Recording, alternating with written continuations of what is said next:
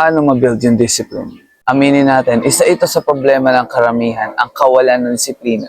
At kung hindi mo ito masusolusyonan, hindi ka magiging consistent at walang resulta. Ang unang paraan para mabuild yung discipline ay subukan mo magplano. Ang mabuting pagpaplano sa isang bagay ay isang uri ng disiplina sa sarili. Mayroon kang target na gawin at dapat sundin.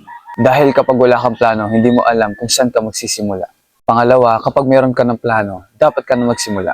Dapat gawin mo na ito kaagad at hindi mo na paabutin ng ilang oras pa. Once kasi na ginawa mo na siya kaagad, wala na rason para mag-procrastinate ka. Dahil busy ka na sa importanteng bagay.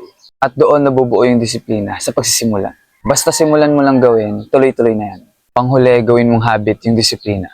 Even when you are tired or unmotivated, gawin mo pa rin siya. Gawin mo yung importante. Kasi kapag hindi ka nagpa-apekto sa feelings mo at ginawa mo siya dahil kailangan, nagbibuild ka ng consistency lalo na yung discipline. At yun yung mga bagay na kailangan mong gawin para mabuild yung discipline. Para sa gayon ay mas malayo pa ang marating mo sa buhay. Maging seryoso ka at gawin yung mga dapat gawin. Again, this is Romeo and follow for more.